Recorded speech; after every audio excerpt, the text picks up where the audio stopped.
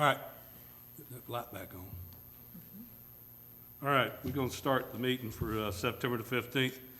Pledge of Allegiance will be said by Commissioner Wilson, and I'll read off the prayer. Please stand, then we'll have roll call. God, thank you for the men and women who serve our country in leadership roles and for their families. Please provide our leaders with reminders each day of why they decided to dedicate their lives to public service and use that commitment to encourage them. Give them peace when their work takes them away from their families. We also pray specifically for the wives, husbands, and children of our leaders. We ask that you draw near to them and give them the wisdom on how to best support one another while their loved ones is away working. Amen. I pledge allegiance to the flag of the United States of America, and to the republic for which it stands, one nation, under God, indivisible, with liberty and justice for all.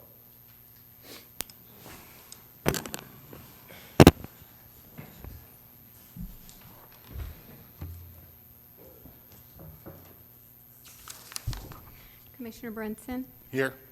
Commissioner Wilson, present. Mayor Johnson, Here. Commissioner Furster, Here. Commissioner Oliver. Here. All right, I'm going to read this. Due to COVID-19, City Hall is closed to the public, which is subject to changes based on the governor's executive order. All interested parties are invited to be heard during the public comments and public hearings portion of the meeting. This meeting is broadcast live on Spectrum Channel 493 with a live stream at www.ocoee.org/197-Ocoee September TV. Any interested party is invited to offer comments and or questions by emailing citizens@ocoee.org or calling 407-554-7118 or by registering in advance by emailing citizens@ocoee.org or calling 407-905-3105, and city staff will call you during the live meeting. All right, the proclamations for this week, and we've already done these and sent them. Proclamations for September the 20th, be National Assisted Living Week. It'll be September the 13th through the 19th. Hispanic Heritage Month is September the 15th through October the 15th. Diaper Awareness Week is September the 21st through the 27th. And we had a financial presentation that's getting put back till next meeting. I think it's October the 6th. So that will be coming on October 16 by Mr. Jim Moyer. All right, staff report. Nothing this evening, Mayor. Okie dokie. Commissioners' announcements. Commissioner Brinson. None at this time? Commissioner Oliver. Not at this time. Commissioner Furstner. Not this time. Commissioner Wilson. Not at this time. All right. Announcements. The final budget public hearing is next week on Wednesday, September the 23rd at 6 p.m.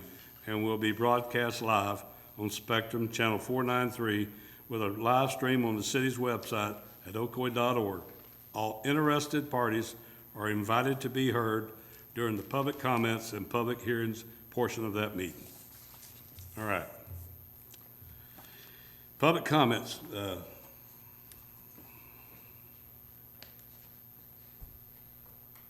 I think we do have a comment that came in. Let me just check with my staff because an email was just sent with regards to item 5.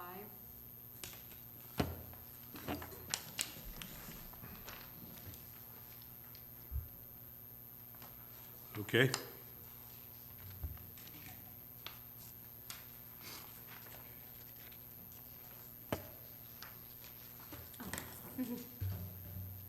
She's bringing it.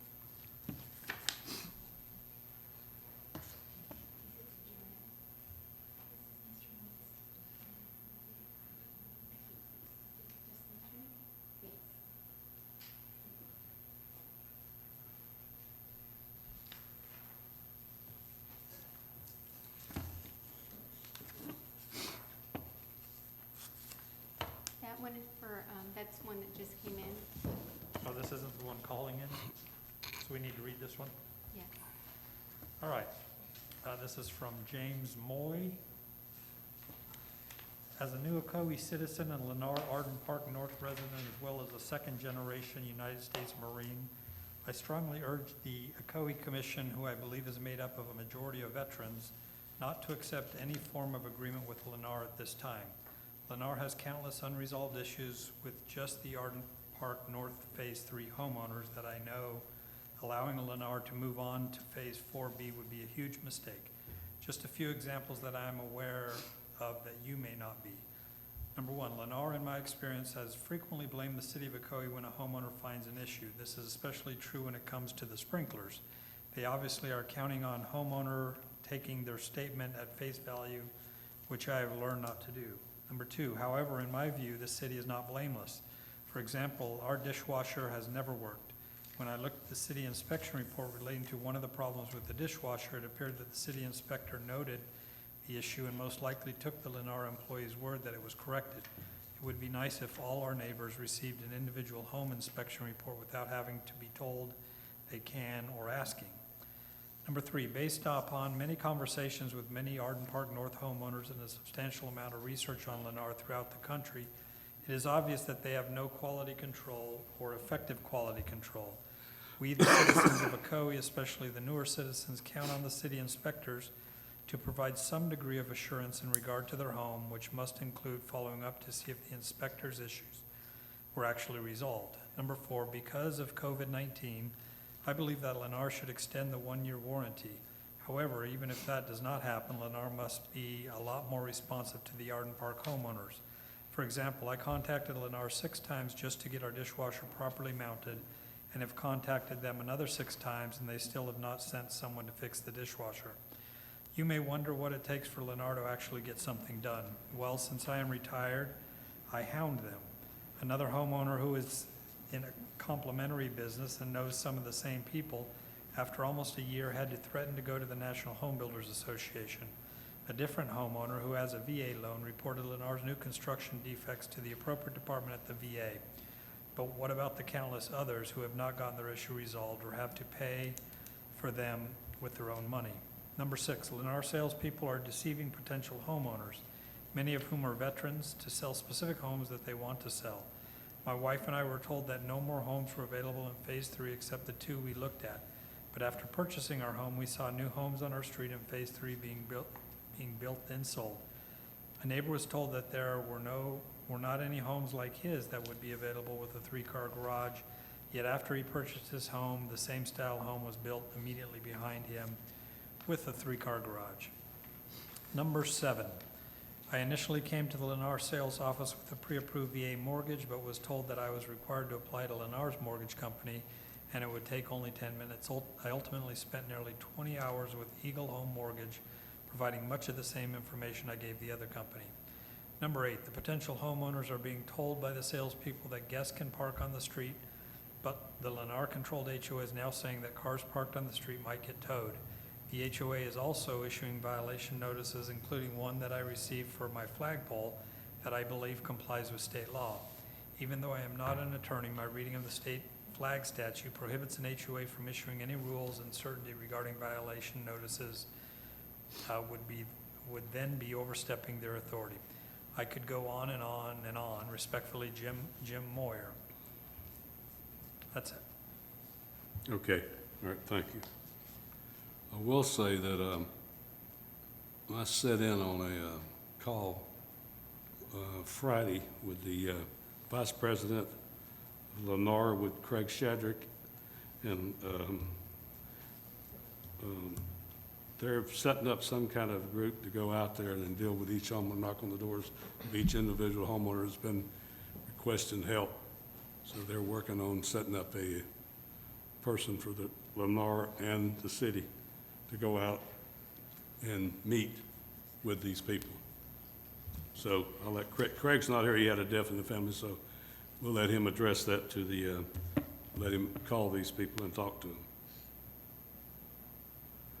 All right, that's into the records, right? Yep. All right. Let's see.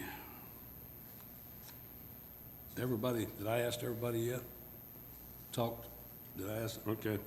All right, we need the consent agenda. The public comments for Bill will be at the end, Bill, under that part. Mr. Maxwell. Consent agenda. I'll make a motion to approve the consent agenda. I'll second it. I have a couple of items I want to pull. All right, what items do you need to pull? I need to pull item 3 and item 5. Okay, all right.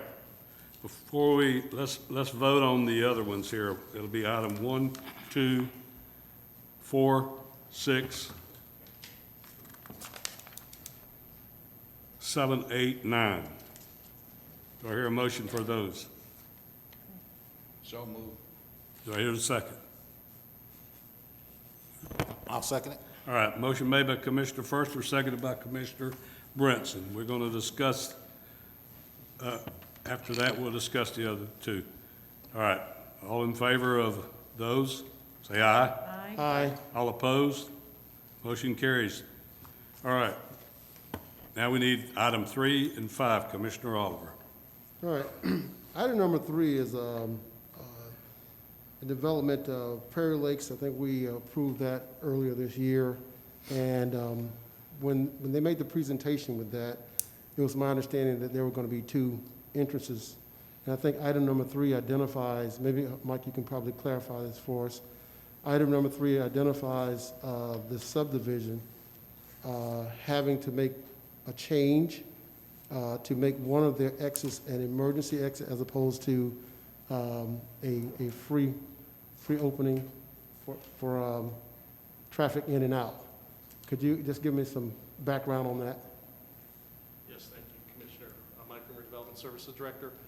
The entrance from Clark Road is off of Ocoee Vista Parkway. That's their main entrance.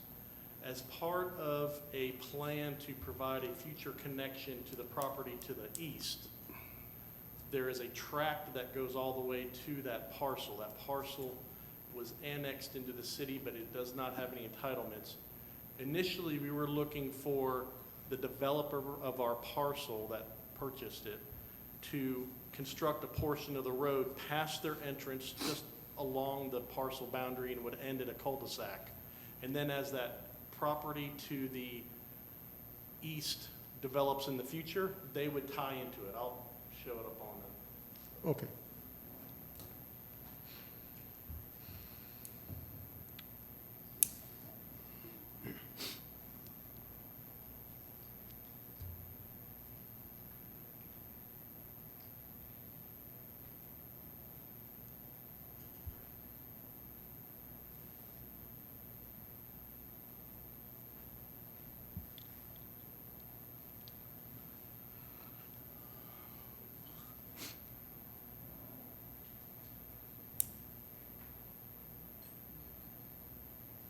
That, you can see the tract.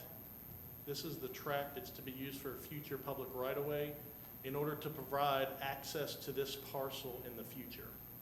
As part of the development plan for the townhomes, and we initiated this a couple years ago under a different contract, they were going to pave past the entrance will line up here.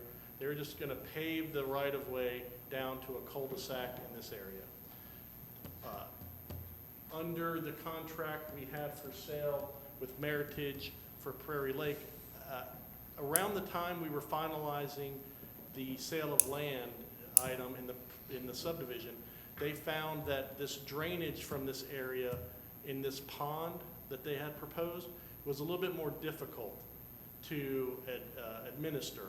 So as part of to not hold up progress, and since this future access really is for the parcel to the east, we just amended to have this as an emergency access with a crash gate if there were ever an issue here, but it would not have provided an outlet, a secondary outlet.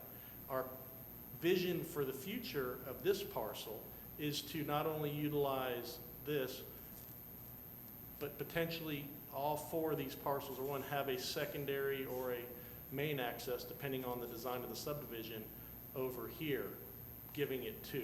But as part of the townhomes, it's just changing the requirement to pave and put a cul-de-sac that we knew for a number of years we might have to put a barrier up to keep people from just parking back there, but it was just trying to get a portion. But as they did the drainage for this area, the way that the line runs, it was making this pond difficult. So that is the amendment, sir, Commissioner. So it doesn't stop a second entrance, it just, a portion of a future tract is not gonna be paved under this amendment. The reason I pulled this is actually, one concern is, and I have to go back to another subdivision that was built. I'm not gonna pick on Lennar, but Lennar also had a plan for two entrances, one on one road and another one on Ingham Road, which would be Claricon, Ocoee, and Ingham Road. One of the issues I have with that is the fact that they decided not to do the second entrance, which prevented them from putting a sidewalk down a long road. And I'm hoping that in this case, it's not going to prevent public safety to have a sidewalk in this particular subdivision, because I know you still have the railroad tracks to contend with, right? The railroad tracks are still a part of this layout here, right?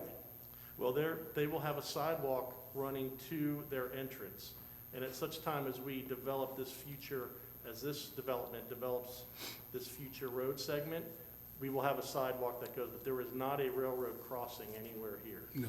Okay, so Yes. with the future build-out in that second, and the other parcel there to the east, Yes. there is plans to put a sidewalk. Yes, they would have a Along- sidewalk within their subdivision and along this track that would connect, and it would pick up just south of this entranceway. How about, is that A.D. Mims Road? That is 80 minutes, yes.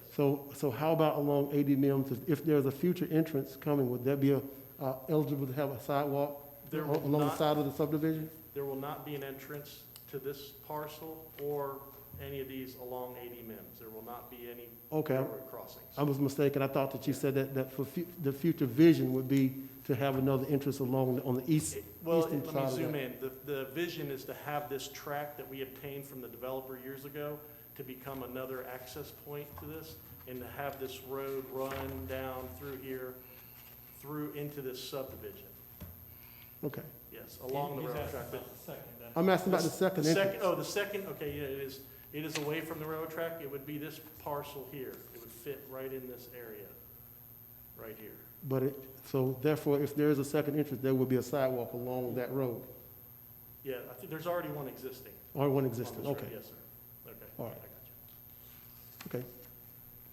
That answered my question about that. All right, number Thank 5. you. As you heard, we talked about Lennar Homes again, and they're up again for another approval here. I've been watching this pretty closely, speaking to a lot of the different residents there. I wasn't aware, I've been asking Craig about a meeting with Lennar for some time now, and I know that there was some challenges with meeting with Lennar, and I'm hearing now that there was a meeting, or possibly a meeting happening on Friday with Lennar. If this is the case, and Lennar is actually willing to come to the table, Mike, I'm sure, were you part of that meeting or not? I was not. You were not a part of that meeting. So again, here we are again, we're kind of kicking this can along the road with Lennar and the hundreds and hundreds of residents there that have these issues. Again, I understand what the commission's position is here, and that is one has nothing to do with the other. But again, I must say that we keep kicking the same can down the road, where they're coming up for different approvals, but we have not yet spoken as a commission to say, hey, before we move any further with these projects, circle back and take care of our residents. Circle back and take care of, our citizens that have these numerous complaints. So again, I'm faced with approving or disapproving something that I know that is conducive toward the happiness of our citizens and them getting the things that they need for the homes that they paid anywhere from $250,000 to $500,000 on their homes. So I'm asking the commission again to look at this, to say, can we slow this down a bit?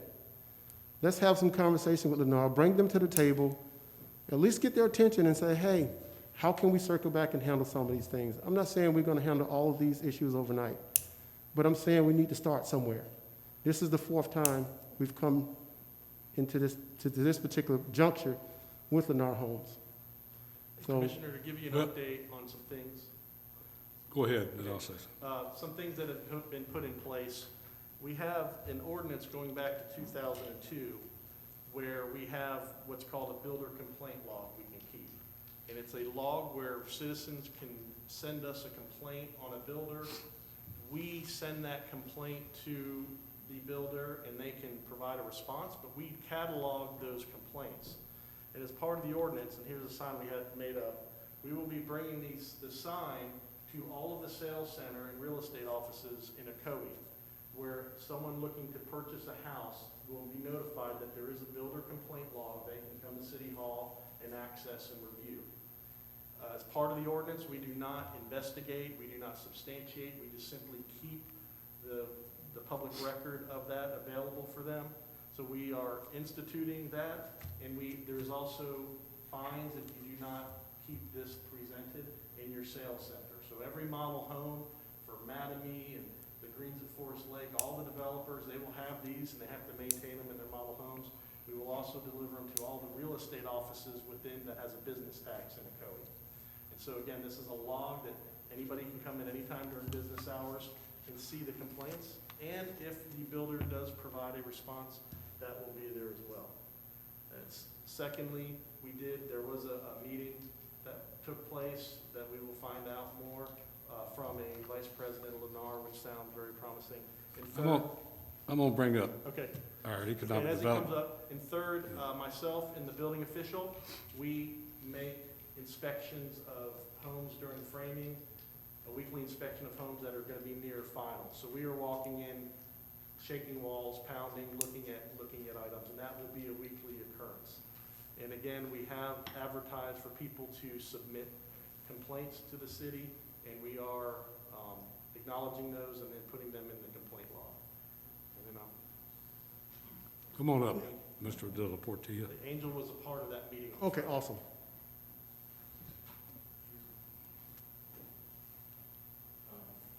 Good afternoon, good evening, Mayor and Commissioners. Angel Portilla, Economic Development Consultant. So, as the Mayor mentioned, Commissioner Oliver, there was a meeting that took place. It was actually a Zoom meeting that took place on Friday, and it was, I organized the meeting at the request of Craig Chatters, Assistant City Manager, several weeks ago. And the meeting that we had was with Brock Nicholas. He's the Division President of Lennar. He's the highest ranking executive for the company in this market.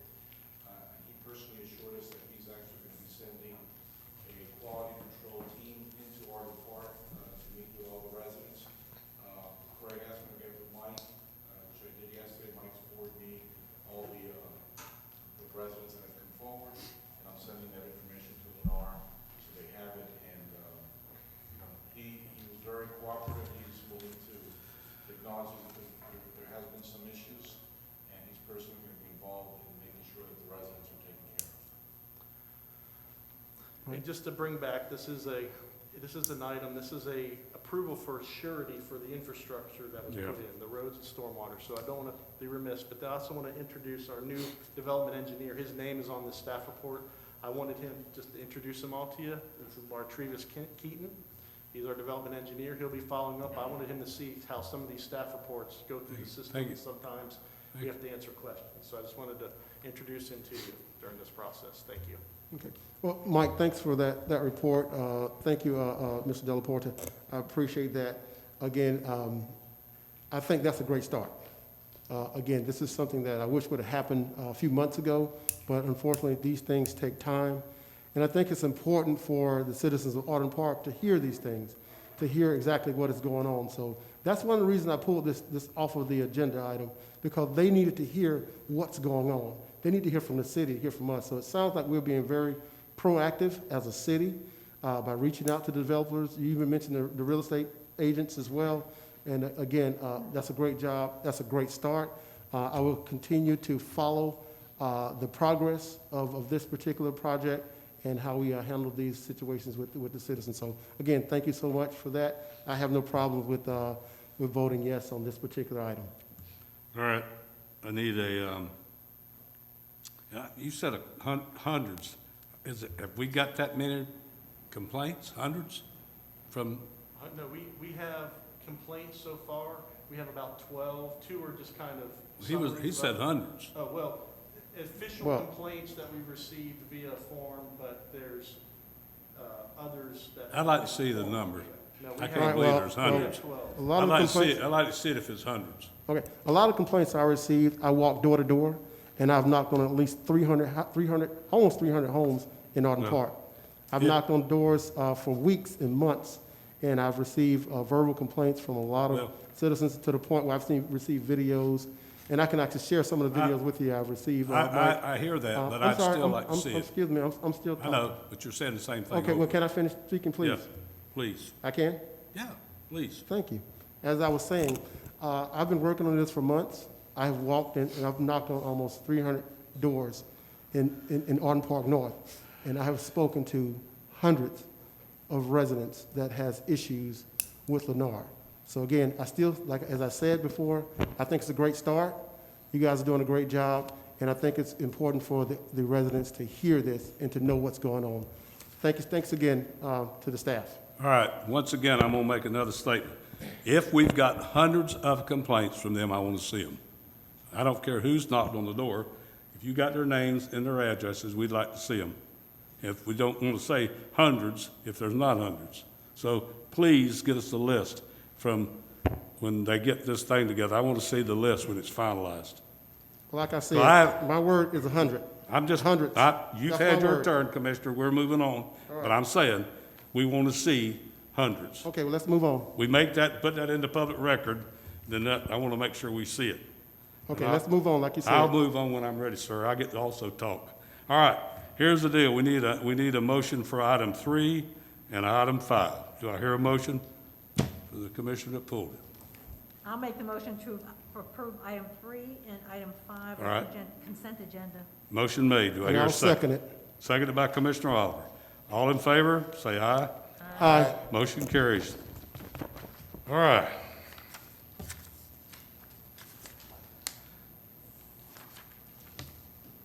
Item 10.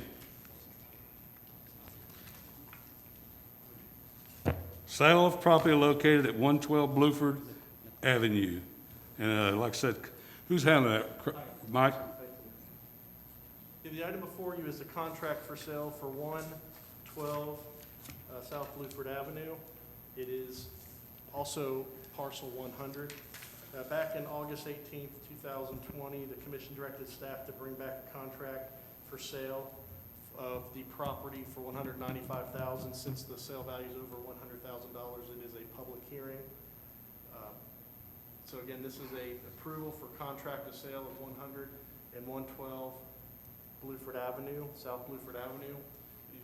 Just sort of an update, I think Craig mentioned this last time. Since we purchased the property in 2016, we did take up a large area of land for undergrounding of electrical services for the Bluford Avenue improvements while it was our property. Where the above the ground is open, it does have a significant utility easement on that, which kind of restricts some of the use of the property. The owner will beautify, the potential future owner will beautify the property, and then there's a vision to work with as we go forward. I'll show you a plan that we did in-house in our urban design studio with potential of properties like this within the city of Ocoee.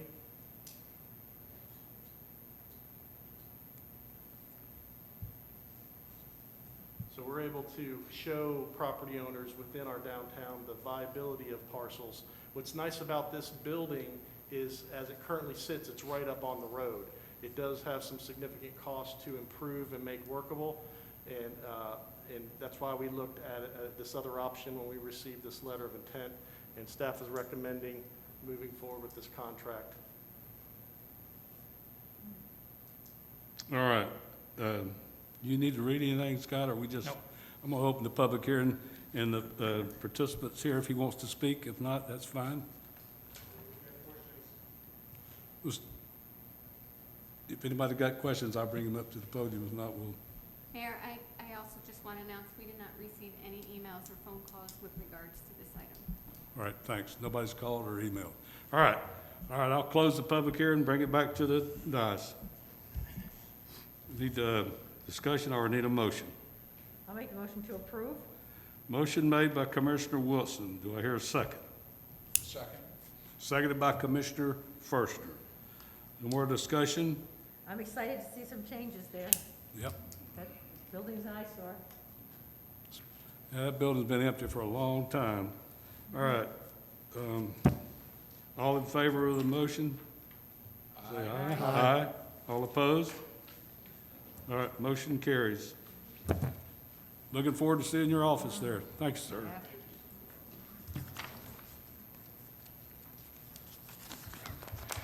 All right, item number 11, second reading of ordinance, public hearing. Second reading of ordinance for Brown property, 213 Bay Street, annexation and rezoning project. Zoning manager, Gajar.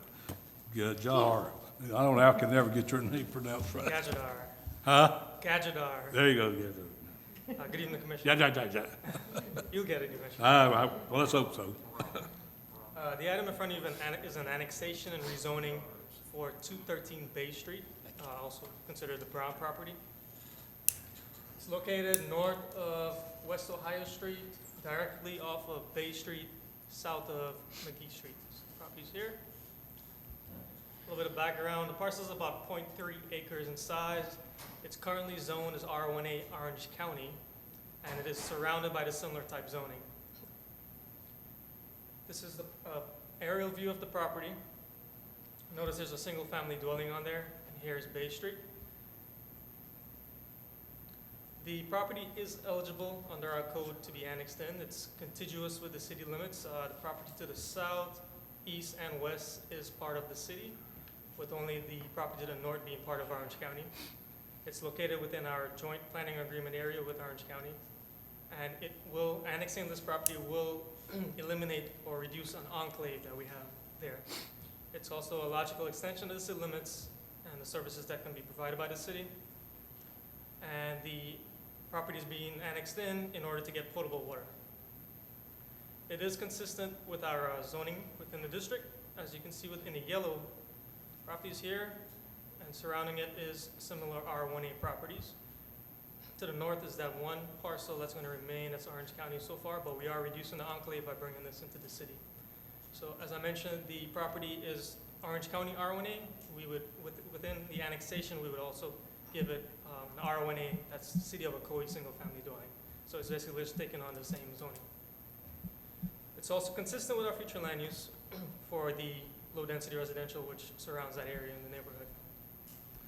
The DRC had no objections to the annexation and rezoning. The Planning and Zoning Commission had no objections. They recommend approval, and staff also recommends approval based on information. Okay. Mr. Attorney, you need to read the, I do. So we have two ordinances. The first is the annexation ordinance, an ordinance of the City of Ocoee, Florida, annexing into the corporate limits of the City of Ocoee, Florida, certain real property containing approximately 0.30 acres located to the northwest of West Ohio Street, southwest of McKee Street, and directly west of Bay Street pursuant to the application submitted by the property owner. Finding said annexation to be consistent with the Ocoee Comprehensive Plan, the Ocoee City Code, providing for and authorizing the updating of official city maps, providing direction to the city clerk, providing for severability, repealing inconsistent ordinances, providing for an effective date. And then the rezoning ordinance. This is an ordinance of the City of Ocoee, Florida, changing the zoning classification from Orange County R1A single family to City of Ocoee R1A single family on certain real property containing approximately 0.30 acres located to the northwest of West Ohio Street, southwest of McKee Street, and directly west of Bay Street pursuant to the application submitted by the property owner.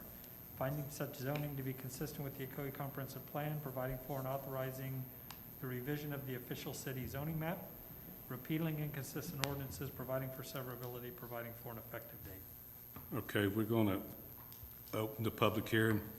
Anybody in the public have any comments on item number 11 for the reading for the ordinance for Brown property? Mayor, I just want to announce we have not received any emails or phone calls with regards to this public hearing. Okay, thank you. We'll bring it back. I need a motion first for the second reading of annexation, and then we'll do the second one after that. I need a motion for the annexation. Make a motion. Motion made by Commissioner Wilson. Do I hear a second? I approve the motion. Seconded by Commissioner Brinson. All in favor, aye? Aye. You know what? I don't know why I'm doing that. We can vote on the thing, can't we? No? They can't. Huh? They can't. Oh, they can't, that's right. I keep forgetting that. All right, motion carries unanimously. All right, now I need a motion for the second reading of rezoning ordinance. I'll make that motion.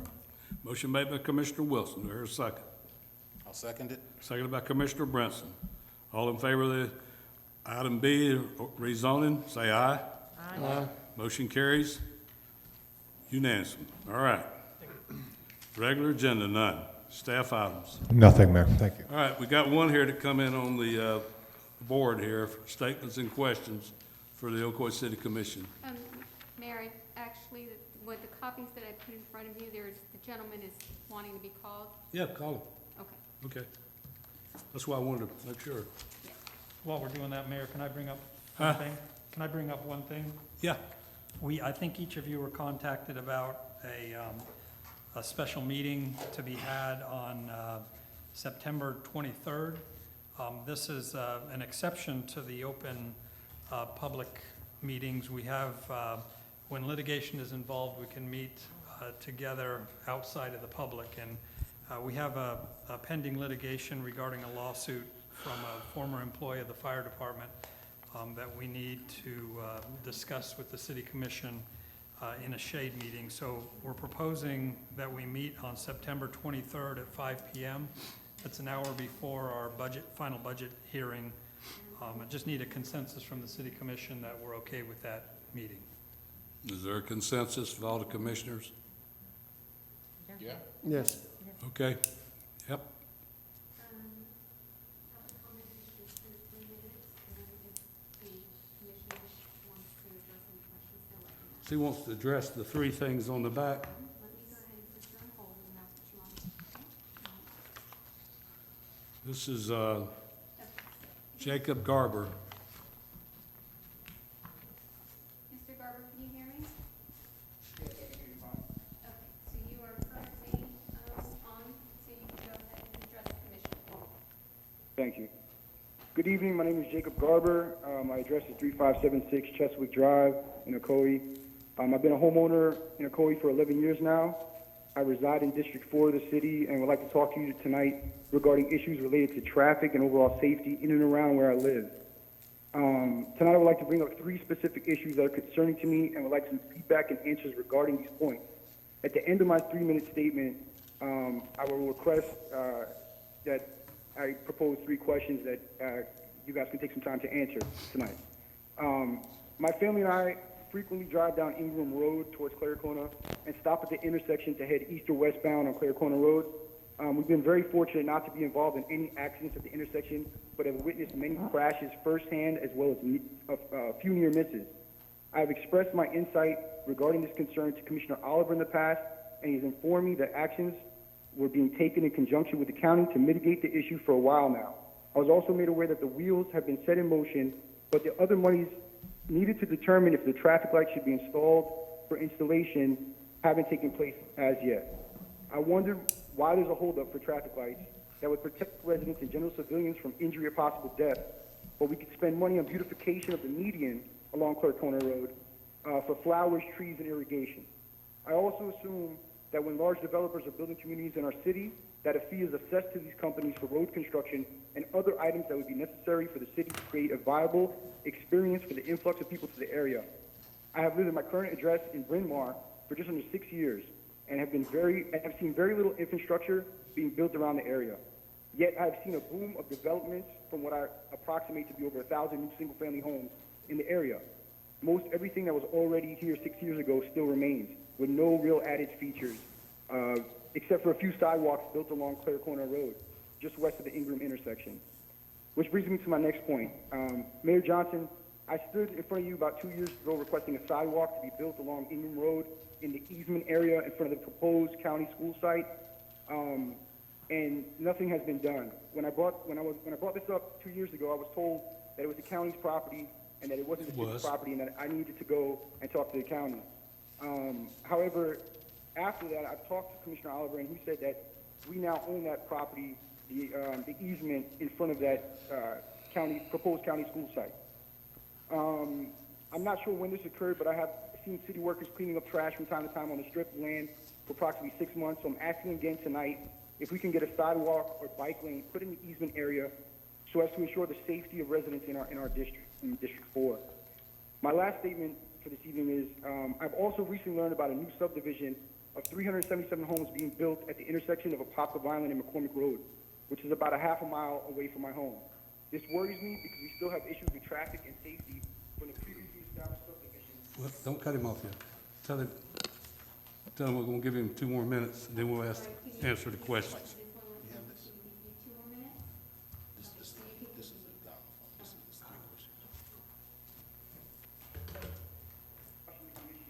Against moving too swiftly without planning for added vehicle and pedestrian traffic.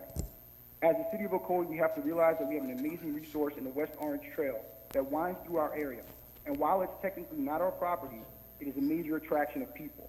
My main concern is that continued growth without a clear agenda on how we deal with this growth isn't good.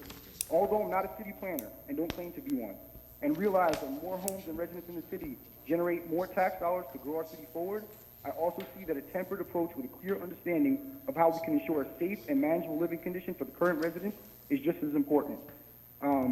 If you can, and if you will oblige me, I do have 3 specific questions that I would like to ask. I believe you guys have my questions in front of you as I'm speaking. I'll read them. My first question is, when will we get traffic lights? Tell him I'll read the questions out when we're through. He can listen and we'll answer them. I got it right here in front of me.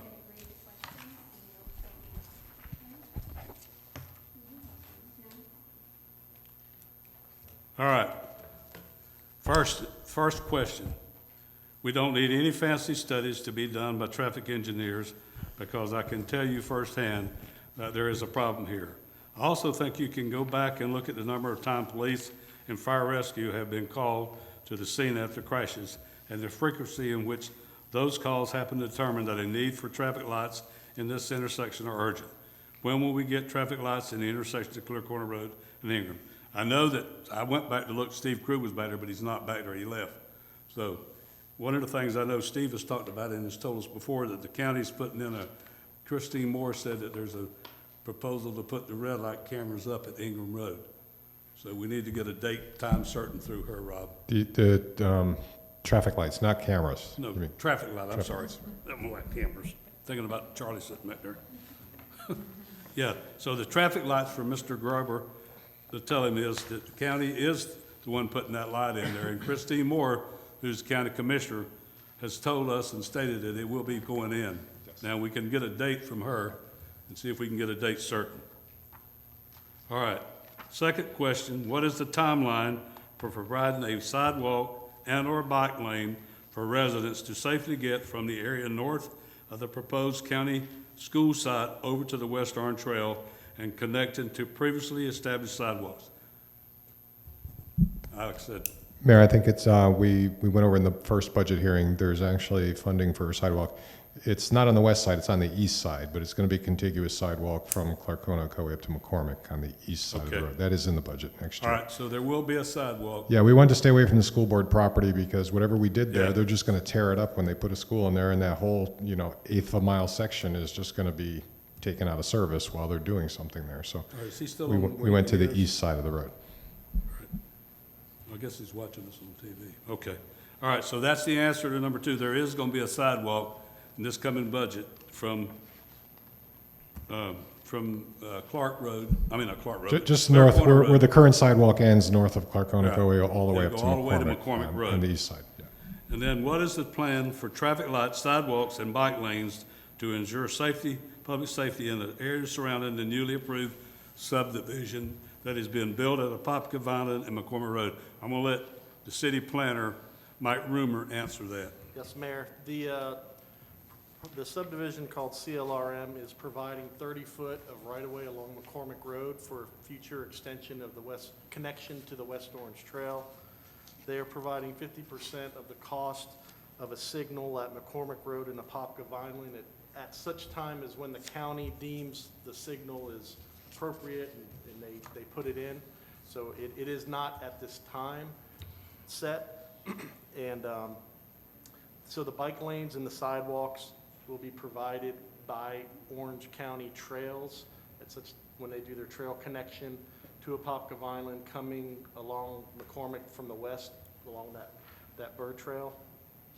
And so then the signal is funded by the county having half, this subdivision having half. The timing of that signal is the county will do a study and figure out when that, I mean, the trips will not be generated for a number of years while they do the site work and finalize that. But Who's paying for the light at Apopka Vineland?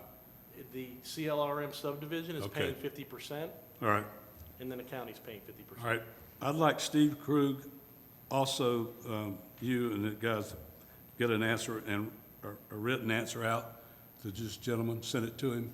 I know one of the other issues was a light, for lights. I've been asking him for 3 years for lights there, and Steve Krug, I wish he'd have stayed. We've been fighting Duke for over 3 years now to put lights. So it's a constant battle, so we're still working to get the lights there. Yeah, Mayor, I met with Duke on this week. I met with Duke last week on Friday about the Ingram. They had an engineered plan to provide lighting. It was a $70,000 cost. They have some ideas. We're going to meet the first week of October and try to exchange those ideas to get in with the sidewalks coming in, let them know, and see what we can get. But Duke All is right. working on trying to help that situation. All right, thank you. All right, I do have some comments concerning these questions. Number one, yes, yes, you are correct. The county has approved. They actually did. I met with the county mayor and his traffic division in 2018, and they actually did the study to actually a warrant study that was done in late 2018, and it came back as to it was warranted to have that light at the corner of Ingram and Ocoee Road. So that light will be there. It's just a matter of finding out when it's actually been funded as well. It's actually has been funded with the county. It's a matter of when they're going to start turning the dirt to actually put that light at the corner of Ingram and Ocoee. So it's coming, and I think it's going to be. We have to work with Commissioner Moore to actually get us more of a date as to when that's going to happen. I do have a follow-up meeting coming up toward the end of this year concerning that particular intersection, just to make sure, if I don't have any information as to when it's going to happen before then, I'll make sure I get that information when I have the meeting with the mayor and his traffic team. As for the sidewalks on Ingham Road, we've added that in the budget for this year. I'm not sure, have we actually determined when that project might start? Have we determined that yet? I know we've actually had it, it's in the budget right now. And Are you it's also talking the included- sidewalk, Commissioner? Yes, sir, in Ingham Road. Anytime after October 1st, we can start. And typically, what we would do is we look at all the sidewalk improvements we're doing, try to bid that out or look at a piggyback or bid that out to one company and then give them the list and let them go with it. Awesome. I think that's going to be a wonderful thing just for the public safety along the side of that road there, with the lighting included. That would be awesome. And then thirdly, again, the 377 homes at the corner of Apopka, Vineland, and McCormick. Again, with that, I have issue when it comes to building a project this on this large scale and not coming forth with the infrastructure plan. I know that they're talking about putting a light there, but it's going to be a certain percentage of traffic that has to hit it with the subdivision being there before they actually would actually approve a light being there. And then you're talking about engineering. You got to have engineering, warrant studies, engineering surveys, and then you're talking about funding, then it has to be funded, and then the light goes up. You're talking maybe 3 to 4 years. By the time you talk about 3 to 4 years, you're looking at a 377 home project. You're probably about 90% complete, and you're close to 700 more cars. And you're talking about one light. What about the widening of the road? That's another piece of it. So with that light, that road needs to be widened. So whatever we need to do to reach out to get the county involved, get some money from the county to do that, working with the developer, I think that if we come as a united front with the city and the developer, and we go to the county, we may be able to get these things started before we end up with some serious traffic issues. All right. One of the things I would say, when you meet with him for the others, talk with him about that, county mayor. See if they'll front the money up front. I know, if I'm not mistaken, you just said that the developer's gonna pay for that light. Right? 50% of it. Yeah, so talk to the mayor while you're there about the other 50%. We can get it started early. All right. Let's see. Comments from citizens. All right. I have one more. Huh? I have one more. Okay.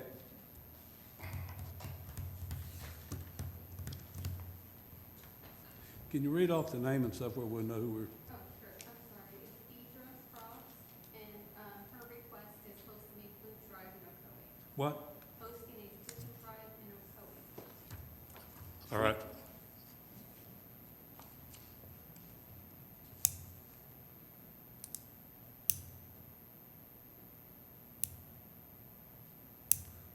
Didn't they just have one?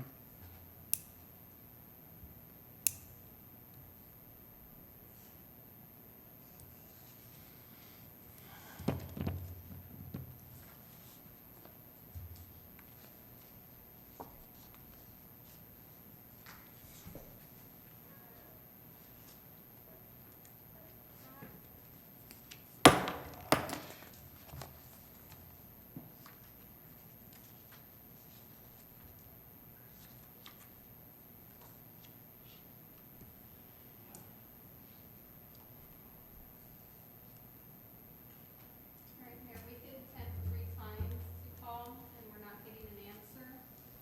I can just see if maybe she can email the city with her request. Yeah, okay.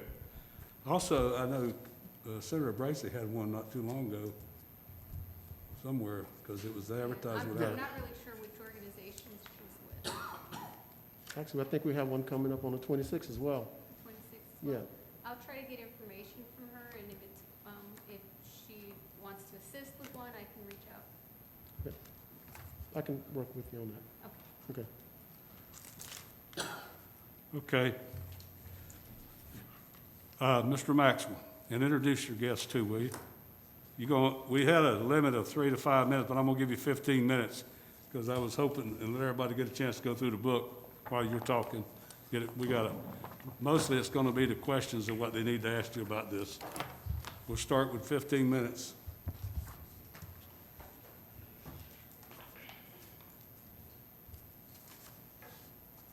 Good evening, ladies. Good evening.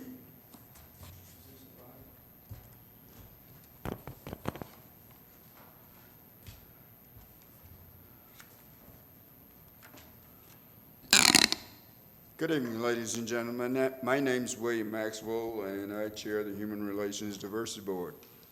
I'm here before the commission this evening to answer questions pertaining to the planning, the ongoing planning for the conduct of the memorial on 1 through 8 November for the construction of a memorial marker honoring the fallen African-American victims of the 1920 Election Day Massacre.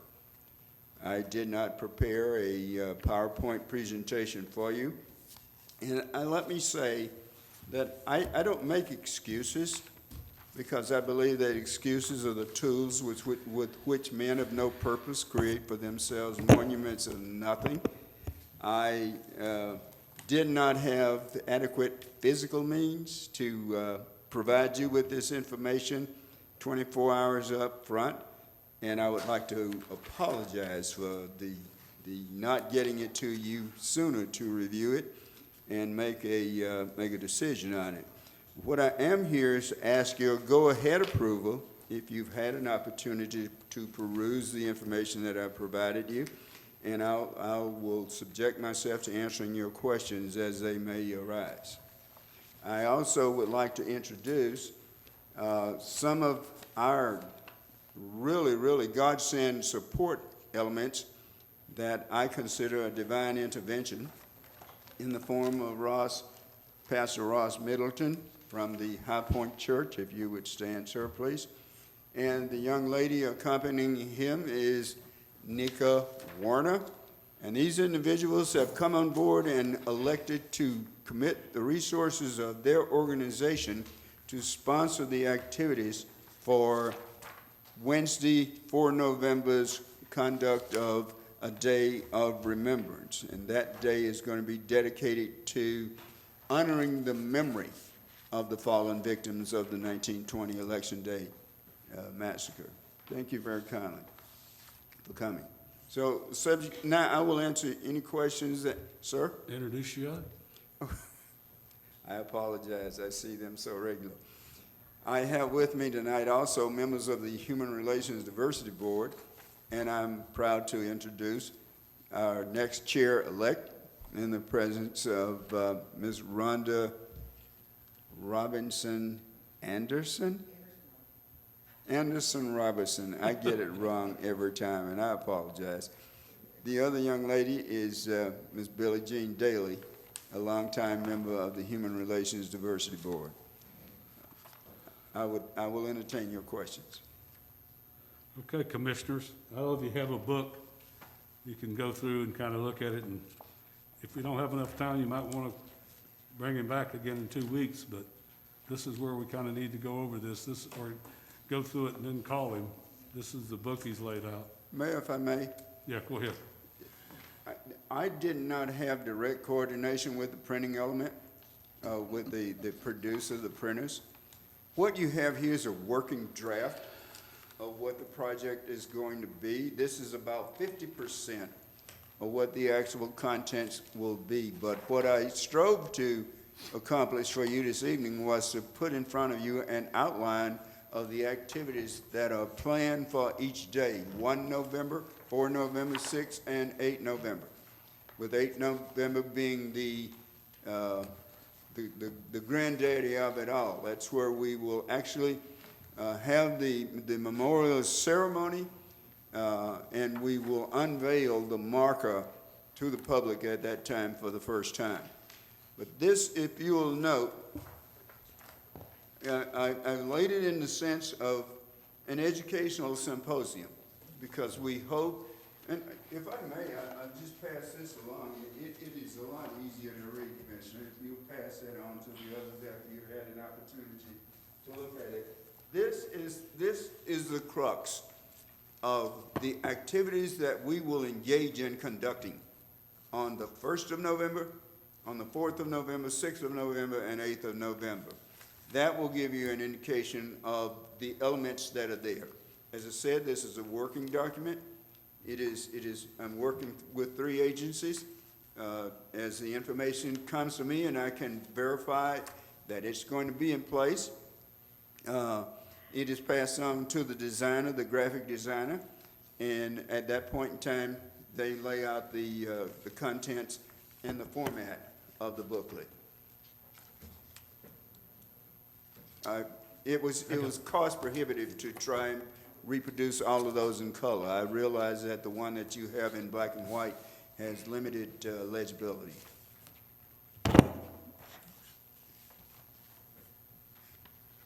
Looks better in color.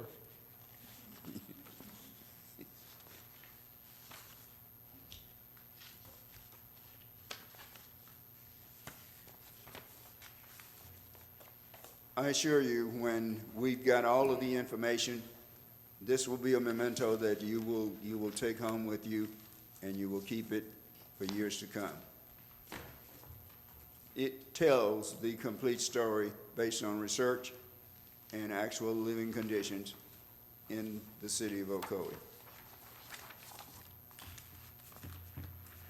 All right. Questions by the commissioners? That's the program outline. Any questions on the program outline? The other Is item, your phone number in there, Bill? my phone number probably is not in that booklet, no, sir. Can you let, I have it on file. city clerk can give it to the It is commissioners? on file, yes, sir. They can give it to the commissioners, they can go, call you after this to where they can have more discussions. I stand ready to answer any questions related. I have some questions, Bill. Yes, ma'am.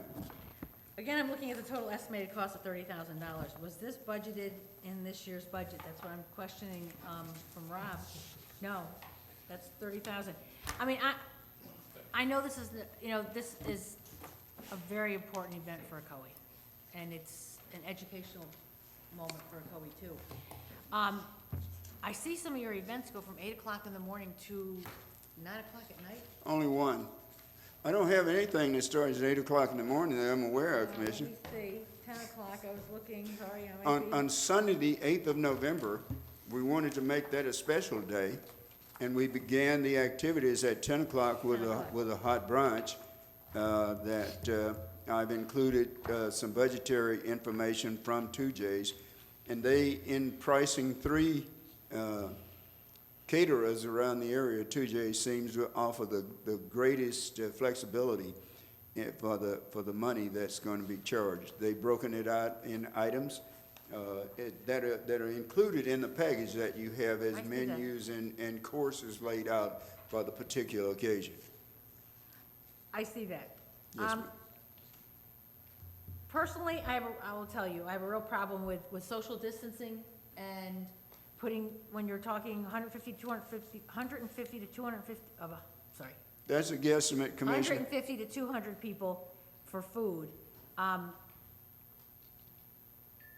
Again, people are barely going out to restaurants now. May I comment on that? I'm gonna be quite frank, I have been out twice. Yeah. Okay? And that's sitting with my family. I'm not ready to go out and sit with 150 people. I'm gonna be quite frank. If I'm not mistaken, we're gonna have it in the Lakeshore Center, which you can hold up to 400 and something people, so that's why you spread it out. If you have 100 or 150, you're gonna put the distance between everybody. That's why it's in Lakeshore Center. May I address I'm that? not going out with 150 people. I'm just gonna tell you Well, that. you don't have to. I just signed that. Commissioner, We may, asked for our opinions, and that's what I'm telling you. Commissioner, may I address that directly? Go right ahead. First of all, that number is a guesstimated number for planning purposes, because at this particular time, in the conditions that we are, there is no way of coming up with a hard number of knowing how many attendees will be here. So I had to start someplace to come up with a planning figure to take care of any much, but I don't expect that we'll have 150 people. The other aspect of that is I have in that budget the request for the construction of a 40 by 60 foot tent under which 25 6-foot tables would be placed and 100 chairs socially distanced as 4 tables per chair. So we have the advantage of putting part of the group in the Lake Church Center and part of the group under the tent that would have roll-up sides, transparent in the case of inclement weather, and it'll be lighted, and we'll be equipped with all the virtual capabilities if we need to do that. I don't have a problem being outside with people, I'm just talking about Right. inside a building. But I understand your point of 150 people. I would not go into a crowd of 150 either, but that was a planning figure. Sir? I was thought more or less of what you were gonna do that night was for the families and the speakers and the dignitaries of the people you invite. So I don't figure it'd be even 75 people, Bill. No. I mean, I think It's 150 is. It's an almost impossible equation to solve based on all of the known unknowns. So I reached out into the imaginary world of numbers and picked that number, 150 to 200 people. And that being perhaps maximum. We may not even be able to have it at that point in time based on the existing CDC guidelines for Orange County, the state of Florida, and city of Ocoee. But I had to have a planning figure. No, just voicing my opinion. All right, any other questions? I think there was, You're gonna have to come up to the, I think, just give us your name.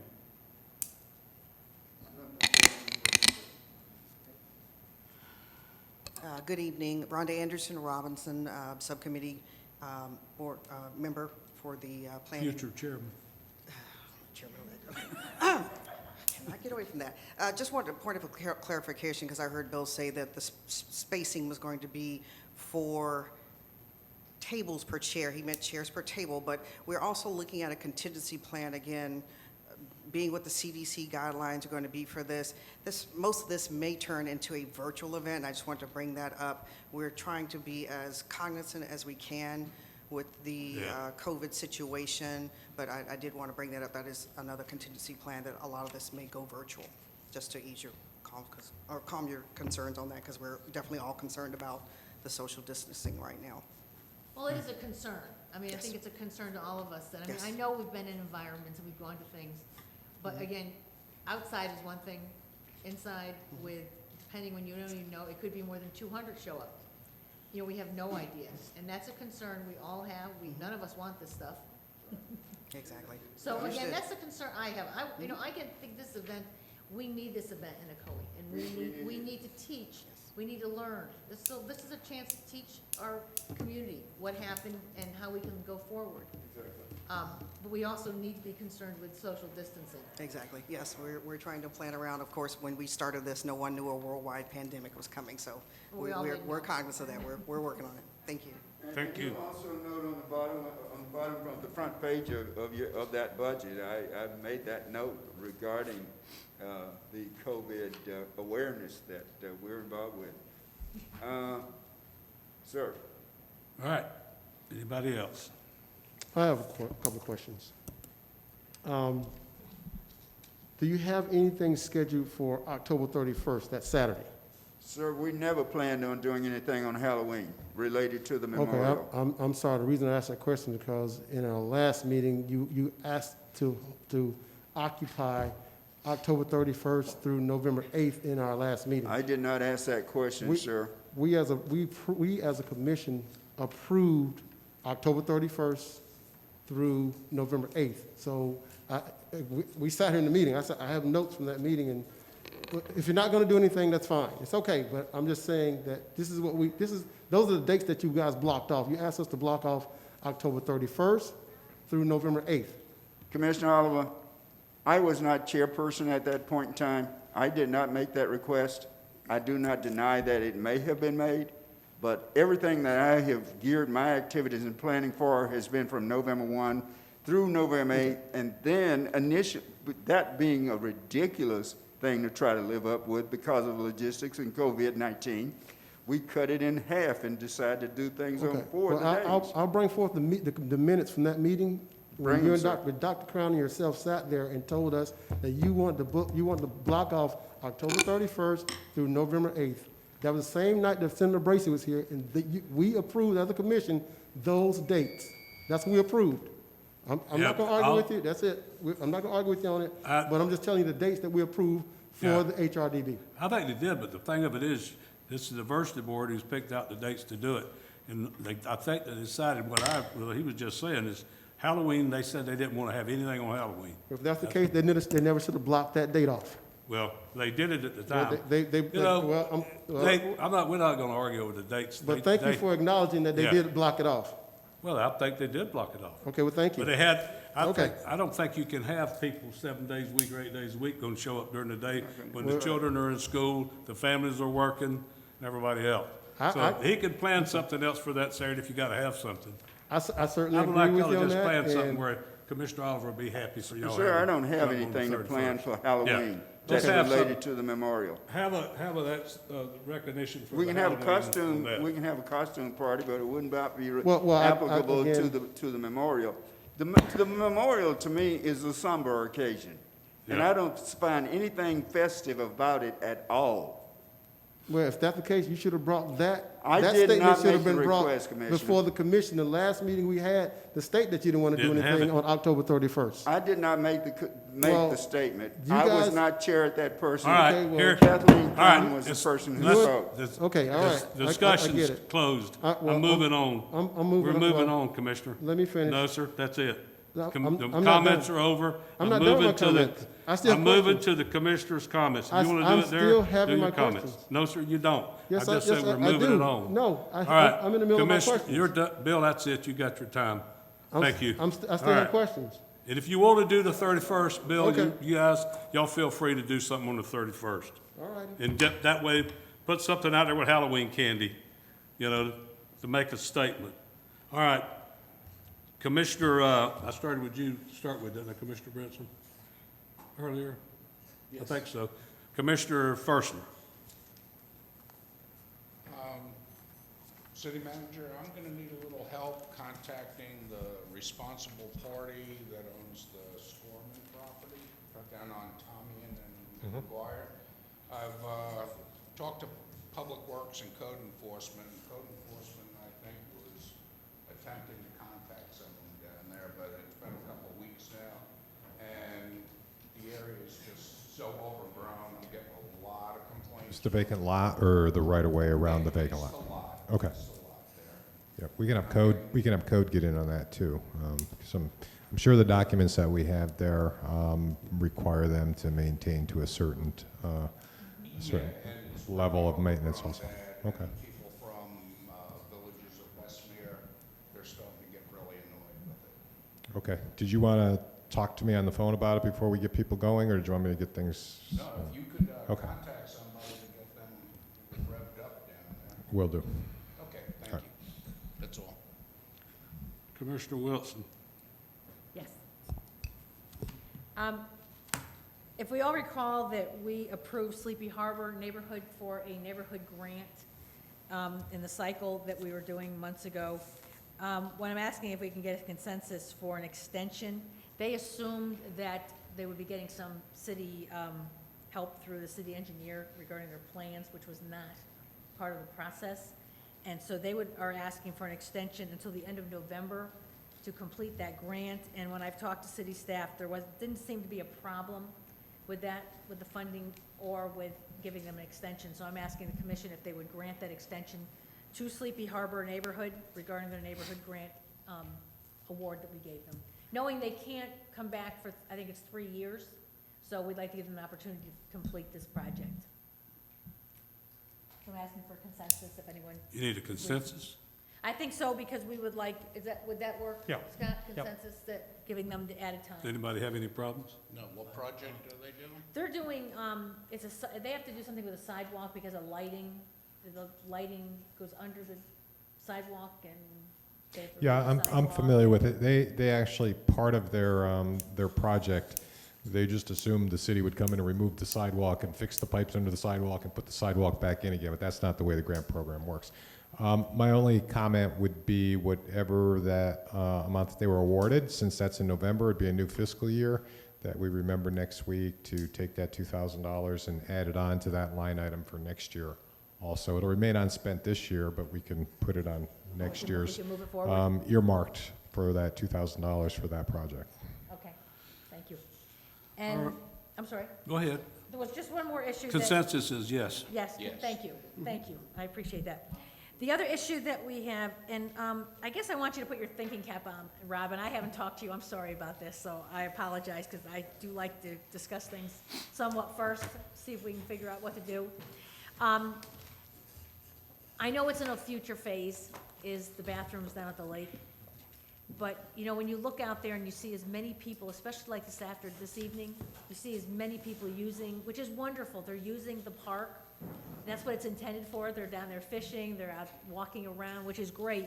But I think that we need to think about the bathroom issue, because it is a problem. We have pavilions, we're welcoming people to come down there and sit in the pavilions. And I don't know what the best answer is, because we really don't want a portalet in front of the Lakeshore Center.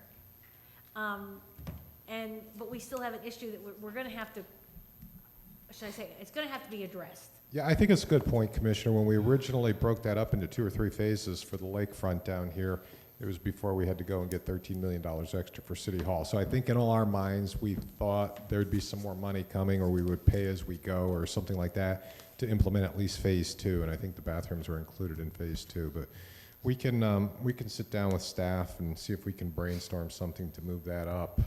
I don't think it was ever the intention to put that off 5, 7, or 9 years or something like that. Like I said, I think it was the $13 million for City Hall that kind of became more important than the second and third phases of like the lakefront improvements. And I realize that, I mean, we only have so much money to work with, and we do want to get City Hall done, but I think that's an important aspect, and so if we could kind of just look at it and how we can We will. accommodate that, thank you. That's all I have, thank you. All right, Commissioner Oliver. All right. Going back to some of my concerns of the presentation we just heard from the HRDD, just some basic, simple concerns. Not going to tally over the date of October 31st. That's neither here nor there. However, you did mention some knowns and unknowns in the presentation, and I'm counting by my calendar is about 46 days left. And again, I'm hoping that whether you move forward or whether you postpone, whatever you decide to do, again, I'm going to continue to go back to, I'm hoping that you're including some of the descendants in these decisions and having them to give input into your decision to either move forward or hold until we can come up with a safe event that will deal with COVID-19 and the standards, or if we're going to wait until that the standards, we move into maybe phase 3, whatever that's going to be. I'm just hoping we can continue to move forward with that. Again, I just can't state it enough. Hopefully that it will be all-inclusive, where you would have some of the descendants be able to give you some of the input into these things, and we can either we're going to move forward with it. We may be putting a hold pattern, or make it virtual, whatever it is. Just make it inclusive. That's what I'm hoping that would happen. That will be all inclusive as to whatever dates that you're going to utilize within that 1 week span. That's just a comment I had. That's all. I didn't really have any questions. I just wanted to make the comment about that. If you want to talk about that, that's fine. May I respond? Sure. On each of the day's activities that are included, Commissioner, you will note that there is a space where descendants afforded the opportunity to talk. But I don't have the means or the resources to solicit from descendants their involvement. I've talked with a number of descendants, well, at least 2. Dr. Peterson from Covington, Georgia, has requested an opportunity to speak on a day, and he's been granted that opportunity. And it's wide open for anyone else who would like to be involved. But there's a lot of shepherding and herding to be done to get this to the level that I expect it to be, and that I know you expect of me to perform. So when I make an invitation blanketly and say, please, come get on board, or let's talk, or let's do whatever, and no one comes forward, I don't know where to take it from there. But I have provided an opportunity in each day's session. As a matter of fact, on Sunday, when we do the unveiling, as a matter of fact, we're going to introduce and ask each descendant who is present to stand up and be recognized. There's a plan to provide each descendant present with a plaque and a letter of apology. And the lily plants that are there are not just there for decoration. They're there to be offered, one per family of a descendant member who happens to be on site. So if anyone under the sound of my voice has a mechanism or a means that they can put in my hands and say, here, use this to get in touch with the descendants, I will personally call everyone and have a conversation with them that will talk with me. Thank you. Yes, sir. All right. It is hurricane season. Please do not forget that we are in the middle of hurricane season. Please go out and get your supplies.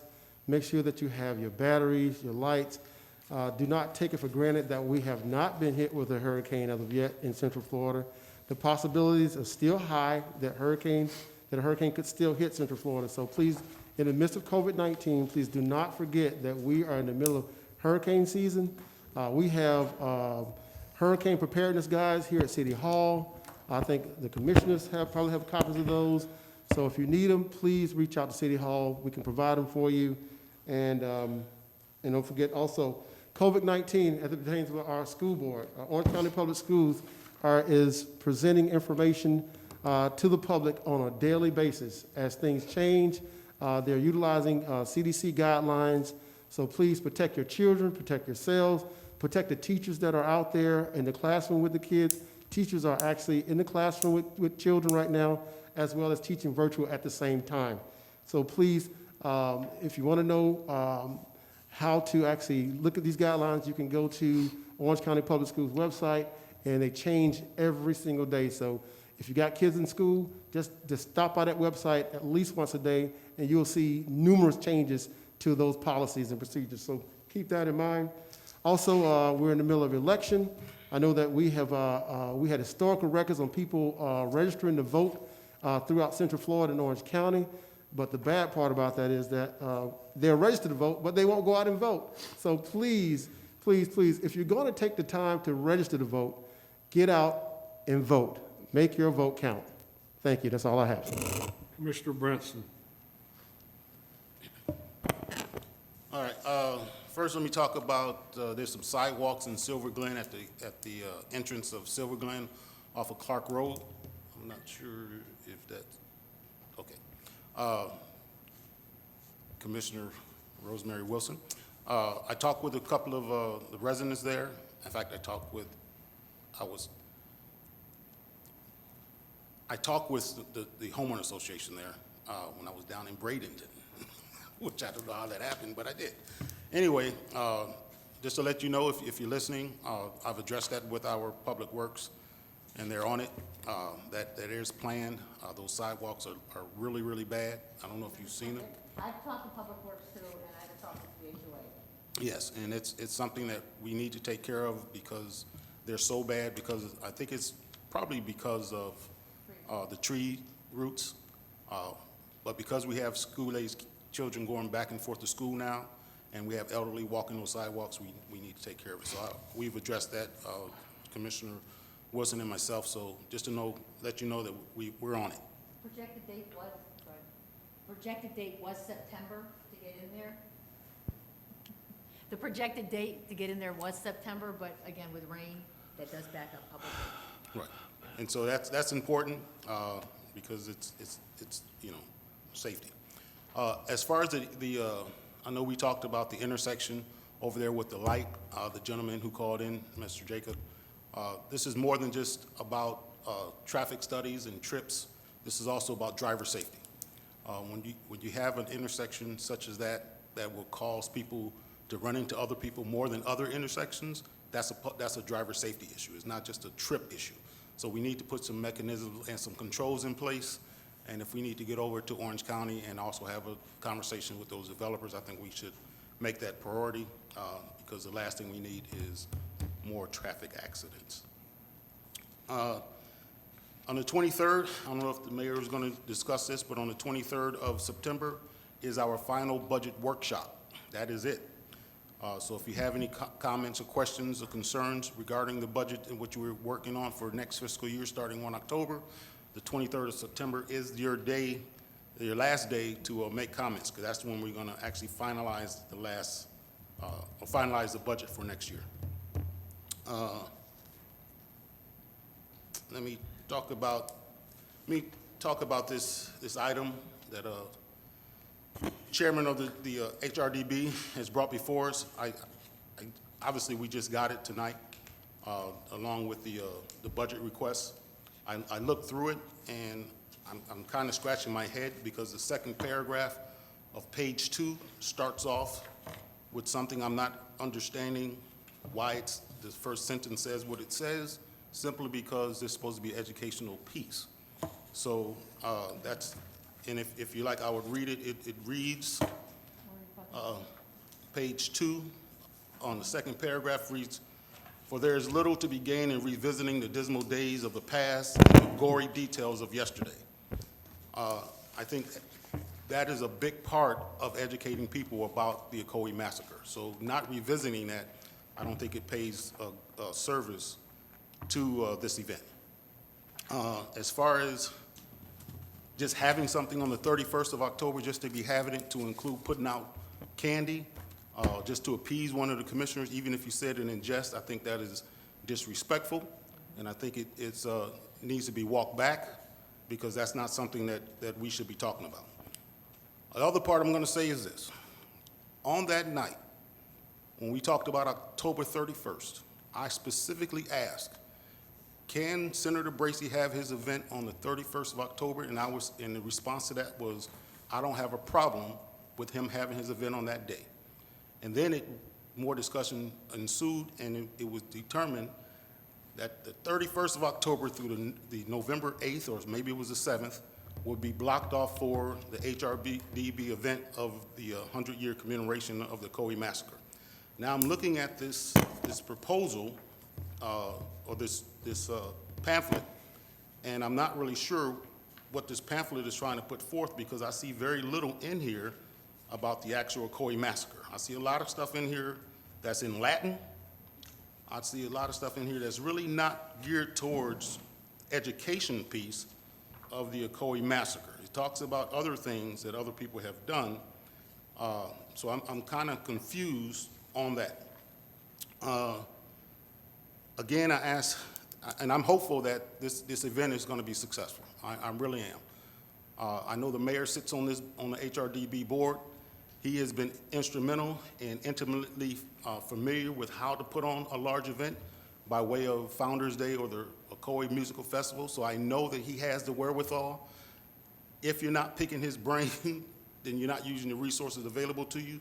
All those people who came before this commission in November of, I believe it was 2018, all those people who spoke before this commission filled out speaker cards, and on those speaker cards had their contact information. So saying that you do not have, or the contact information is not available, just means that you didn't try hard enough. So those are some of the things that I'm concerned with when I look at this, because here we are a week before we are to approve our annual budget for next year, and we get a $30,000 request for something that should have been before us no sooner. I mean, it should have been before us months ago.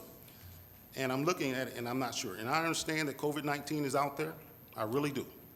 But I, too, am involved in budget works and workshops outside of the city of Ocoee. And I'm involved in other things that we're planning things outside the city of Ocoee. I understand that the CDC guidelines play a major part in that. I understand that the governor's guidelines play a major part of that. The county mayor's guidelines play a major part of that, and all the executives of all the municipalities' guidelines play a major part in planning things. However, we cannot use that as an excuse. We cannot. If you've been planning this for as long as you've been saying you're planning this, I expected a whole lot more, because I'm really disappointed in what you've put before me. Even though I'm hopeful that the HRDB is going to host a fabulous event. I am really hopeful of that. But as I look at this, and I've planned events, I've planned major events before, major events, and so I know what it takes.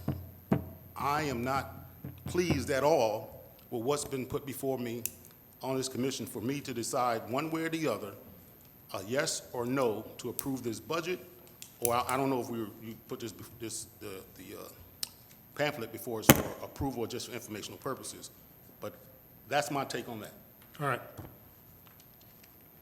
Mr. Maxwell, no matter what you do or how you try to do it, and I want to thank the board, I do sit on that board, but I'm not there to run the board for them, sir. I'm there to listen, and if they ask stuff about the city, I put the input in. I have been involved in getting donations. If you don't feel like you want to vote to give any money, don't do it. I will ask these other commissioners at the budget meeting the 23rd to put in to do it. This is our diversity board who is doing this, and yes, sir, they are doing a good job. I have sit and listened to what they're going to do. They're not going to bring out people and rent booths to them. They're not going to put on music festivals out there. They're going to put on a celebration of this event, not a celebration, but a recognition of this event. And they have tried. I have sit there and listened to them call people, and they won't call back. And I did call contacts. One gentleman said, "How did you get my number?" I said, "You filled it out on the form."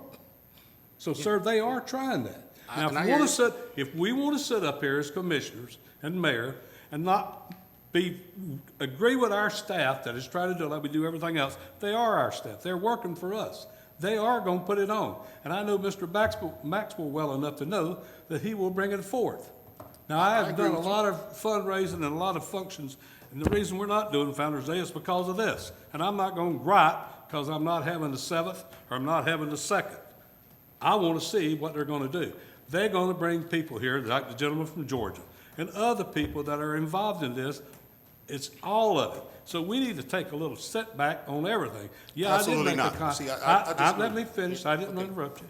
Okay, go ahead. You're right. I'm telling you, this is something we got to quit bickering back and forth about what he's doing. Let him do the program. Then if he don't make it, then we can say something. Well, and I, may I? Yeah. Okay, I agree with what you just said. I agree with supporting our boards, absolutely. I sat on that board, so I know what that board does and does not do. That's not what I'm saying. I'm not saying we should not support our boards. What I'm saying is what they've put before us, I expected a lot more. Well, I expected a lot more. All right, And, you and, said and, that. as far as you sitting on that board and them not picking your brain, you said that they ask you, but you the ex officio member of that board, you should be assisting them in doing whatever it is that they're trying. And it's not just about raising money, because you can I put on events for a lot less than this, and we're fabulous. That's not what I'm talking about. What I'm talking about, I'm not even talking about the effort, because you can put a lot of effort into something and it doesn't turn out well. You can put a little effort and it turns out great.